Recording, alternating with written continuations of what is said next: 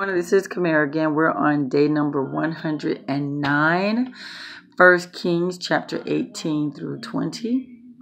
So we learned now that from yesterday that Israel is having a famine.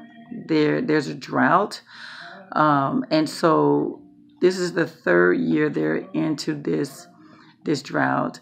God talks to Elijah and tells him to go and speak to King Ahab of Israel. Meanwhile, back in Samaria is the capital of Israel. The king says, listen, we need to go find some grass, feed my horses, my donkeys or what have you. So him and Obadiah. Obadiah is in charge of the palace. They go out to look for this grass. At one point, they separated. Obadiah, you go this way, I'll go this way, basically, and we got to look for this grass. While Obadiah, he is a true man of God. At one point, Jezebel, the wife of King Ahab, sought to kill all the prophets of God. Obadiah saves 100 of them. He takes them into a cave, separate them into 2 caves, 50 in each cave, and he feeds them water. He feeds them. He feeds them and gives them water. So yeah, he is a true man of God, and he did the best he could, right? So get this. Elijah approaches Obadiah. Obadiah is like, oh, Elijah, what's up? Bow down to him. And so Elijah tells Obadiah, tell King Ahab, I am here. Obadiah's like, what? You gotta be kidding me. You have no idea. Ahab wants you, and he wants you bad. He's been searching all over, going to different kingdoms, different nations, different lands looking for you, having kings swear that they don't know where you are. And now you just want me to approach Obadiah, approach Ahab, and just simply tell him, Elijah is here, dude. I tell Ahab there that you said Elijah's here. Ahab come looking for you. Spirit of God, I'll take you somewhere, because as soon as the Lord speaks, you're going. So, what do you think Ahab is going to do to me? He's going to kill me. So Elijah's like, don't worry. You tell Ahab to come here, and I'll be here waiting for him. So Obadiah does what Elijah tells him to do. He go and get Ahab. Ahab comes back and say, well, oh well, basically. If it isn't Elijah, the troublemaker. Elijah like, troublemaker? You guys are the one who turned your back on God and caused all this on yourselves. But do this. Summon all of Israel, the prophets of Baal, the prophets of Asherah, and meet me at Mount Carmel. So get this. Ahab does exactly what the prophet Elijah says to do. And so once everyone meets up there in Mount Carmel, Elijah challenges the prophets of Baal. And get this, before he even do that, he calls out to the children of Israel and he says, how long will you guys be torn between 2 opinions? If you're going to serve Baal, serve Baal. If you're going to serve God, serve God.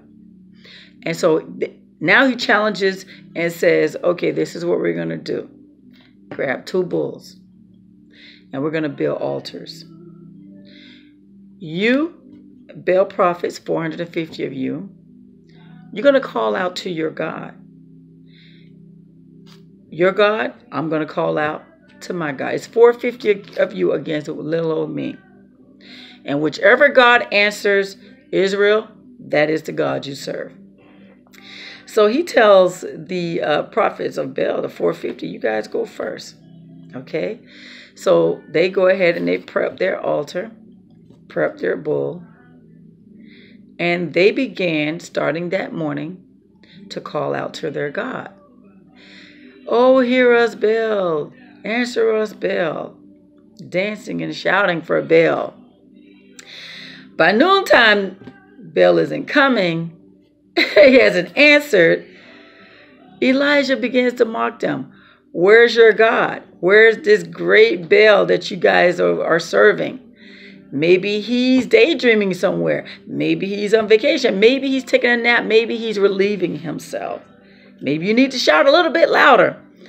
So they start dancing and shouting even louder and cutting themselves, blood gushing out, calling their God till evening. No answer from Baal. So Elijah's like, okay, my turn. So what he does is he gets his bull, prepare his bull. He takes 12 stones, one representing each one of the children of Israel. And that's how he builds his altar on those 12 stones. He takes the wood of the altar that they had torn down, and he places that all pieces on top of the altar, places the bull on top of that. He takes, also he digs this trench around the altar that's about 3 gallons, big enough for 3 gallons of water. And so what he does is he tells them to give him 4 large jars of water. Pours the water on top of the altar, wets everything. He tells them 3 trips full of water. He drenches the bull, the wood, the stones. The trenches actually fills up. 3 gallons full fills up with water. So then he calls out to God. He says, Lord, prove to these people that you are God. Answer me, God, basically. What does God do? As dramatic as he can. I absolutely love this. Shoots down some fire, burns up the bull, the wood, the stones, the dust, slurps up all the water in the trenches. That's our God. He proved himself. And so children of Israel, they throw themselves down. That's, the Lord our God is God, basically, right? So Elijah's like, capture every last one of those prophets. The men of Israel captures grab those prophets of Baal, and Elijah kills every last one of them. Now get this. Ahab, he goes and he tells his wife Jezebel what happened, everything that happened, even the fact that Elijah killed her prophets. So Jezebel's so upset. This woman, right? This woman. She's so upset. Now, what she should have, honestly, perception is everything. How we receive is very important, very important. She got offended. Instead of recognizing the power of God, she got offended. And now she wants to kill Elijah. Shouldn't she have just looked at that thing and said, wow, God is real. My prophets didn't do anything. Oh, they deserve to die. No. I see that all the time, how people, I remember real quick testimony. I remember this person always give testimonies in church. I was inspired by the testimony. It helped my faith to even try God, right? Talking about tithe, how this person gives her tithes and how God just bless her. My perception was, wow, God's doing that stuff for you. I'm encouraged to continue paying my tithe, right? Another person says, that person's always bragging. Perception is everything. I'm telling you. I mean, I never saw it that way. Bragging? Seriously? Yeah, she's bragging about what God does for her and trying to encourage you to trust him too. Perception. Look at her perception. She's offended that Elijah showed off, that God showed off. Don't even see the fact that God was glorified. Honestly, that's the power of God. Anyway, Elijah, fearful, flees for his life. So now he's like feeling bad. He drops off his servant, and then he just starts to wander into the wilderness. I mean, he walked all day, walked into the wilderness. Then he gets under this tree and he just lays down. and he sleeps. And so an angel of God wakes him up and to feed him. Angel of God wakes him up and feed him. He's feeling so bad, he just lays down. The Lord speaks to him and say, "What are you doing, Elijah?" Elijah's like, I'm all zealous, excited about you. People of Israel, they go back on their promise to you. They don't follow you. Jezebel killed 450, killed all of your prophets, and I'm the only one left. I'm just tired. I'm just tired. Lays down. Angel picks him up. Basically, later on, feeds him again and says, "You need to get your strength for the journey you're about to take." So he feeds him, give him water, right? How about that food that angel fed him, sustained him for 40 days and 40 nights? Elijah walks for 40 days and 40 nights off that food. That's some superfood. 40 days and 40 nights. And so he gets to a point, and he hears this whisper, and he's no. First of all, God tells him to go into the certain location. I forgot which mountain that was. Was it Mount Sinai at that time? I don't know. And so, God was like, "What are you doing?" Basically, but this is the thing. He tells him. Was it at this point? He tells him. The children of Israel turned their back on you. All the prophets are dead. He's just feeling really bad. He is feeling really bad for how the people are disrespecting God, totally turned their back on him. How it's like, I'm the only prophet now. He's just feeling bad. All the work he's putting into, nothing's happening. People are still not listening. I can pretty much understand him. And God, you're so good, and these people still not listening to you. I can totally understand that. But anyway, God appears to him through hurricane. He really just want to die. He basically told God, "I just want to die. I just want to die." So God sends this wind, this mighty wind, so fierce, earthquake, fire. Elijah, I don't think he was fazed by any of that. And he hears this whisper again, "Elijah, where are you?" He's like, and he repeats himself that I'm zealous for you. Children of Israel, disobedient still and not listening. Prophets then killed them on one living, basically. So God gives him these instructions. And he tells him, Elijah just want to die, basically. So God sends him, okay, I want you to go now to anoint 3 people. I want you to anoint Hazael, I believe, make him king of Aram. I want you to anoint, I think, Jehu, make him king of Israel. And I want you to anoint Elisha. Elisha is going to replace you. And so he goes, Elijah goes, and the next thing I believe happens is Elisha is doing what he's supposed to do in the fields. Elijah comes and he throws his cloak over Elisha. Elisha's in the field working, basically. And so he immediately stops and he runs after Elijah. He said, "Wait, let me just go tell my parents that I'm leaving." And so Elijah was like, "Sure, do what you got to do. Consider and think about what I just did to you." And so Elisha goes, the oxen he was basically plowing with, cuts them up. The wood that he used to pull the oxen, break that up, start a fire. He feeds the town with that. So he basically gave up his business, gave up his life, and followed Elijah. Okay? And so, yeah, that's pretty cool, right? And so what happens next? Get this. At the same time, something's going on with Israel. Ben-Hadad is setting up siege against Israel in Samaria. Samaria is the capital. And he tells King of Israel, he says, your wife is mine, your gold and your silver is mine, and any one of your children are mine. Ahab, tough as Ahab is, right? He says, okay. So Ben-Hadad, he sends another message and says, okay, I already claimed your silver and gold, your wife and your children.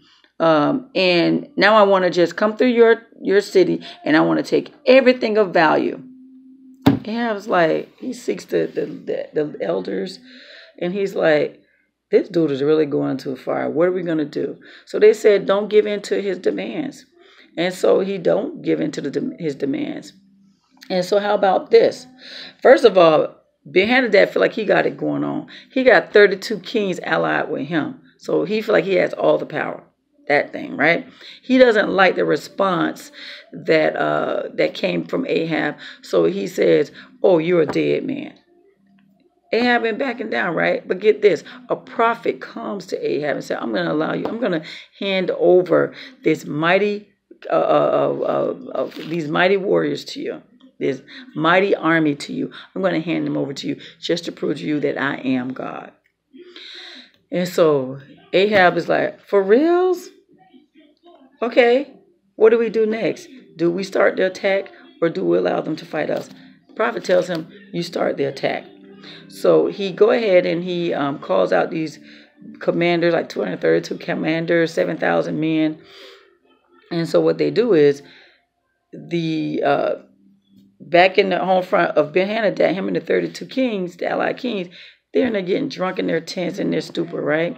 And so one of the commanders of Ben-Hadad says, hey, we see some of Israel's troops hanging out.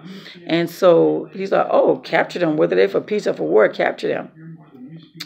Not a good idea, because what happens is, they kill them. They basically defeat them. I think I forgot how many, 100,000, I think. It was 100,000 in 1 hour.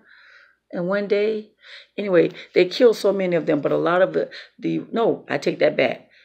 The ones that went out and approached the commanders killed them all. So that put fear in the other troops, and they ran away. Okay, everyone scattered basically. So then fast forward, springtime comes, right? Ben-Hadad said, oh, the Israelites, God is the God of the hills. We're going to fight them on the plains. We're definitely going to beat them. So let's go ahead and gather some more men and let's do this. Prophet of God tells Ahab that Ben-Hadad was going to try them again. He said, I'm going to hand them. I'm going to go ahead and we're going to defeat them. Okay. So give them instructions, and so they go out and they fight Ben-Hadad and his allied troops or what have you. And yeah, they killed like, I think 100,000 at one day, and then the 27,000 fled. A wall came down and crushed them. Ben-Hadad and a few of them ran off. Someone tells Ben-Hadad, you know what? King of Israel is pretty, he's pretty merciful. Why don't we just cover ourselves with burlap, and let's go ahead and turn ourselves into them. So Ben-Hadad did what he was instructed, and he turned himself in to King Ahab. King Ahab says, oh, my brother, basically, we're family. How about we had this treaty, yeah, right? And him and Ben-Hadad made this agreement with this treaty of some sort, right? And they separate. They part ways. All right, so get this. Prophet of God tells one of his prophet men, hit me as hard as you can. Man says, no. Prophet of God says, because you deny my request, lion's going to eat you. Dude, I'm trying to show you some love. Now I'm going to be killed? So he tells another prophet, punch me. So the other prophet did what he know he better do, and he punches him, right? Punches him in the eye. And so then this prophet goes and he goes at this little roadside, and he calls out to King Ahab. And King Ahab and him have some words, and the prophet tells him, because you let Ben-Hadad go free, you're going to die in his place. And your people, instead of his people dying, your people are going to die. Because Ahab allowed Ben-Hadad to live. Obedience is better than sacrifice. So guys, that was a lot to cover. A lot to cover. And yeah, check out the scriptures. Read them. There's so much to get. I'm already 20 minutes into this. This is the longest I've ever taken, but there's so much to cover. Guys, I'm sure I missed something. I'm telling you, that word is life. Read it. Ask God for understanding. Ask him to help you to grasp what he wants you to learn from this. Help you to accept it. See God in this thing throughout this thing. See us through this thing. We're only human. The character's only human. But guess what? We all got the same God. He is God over all things. And we have a choice to choose to serve and be obedient to him or not, just like they did. So there you have it. Day number 109, 1 Kings chapter 18 through 20. You have a God-filled blessed day.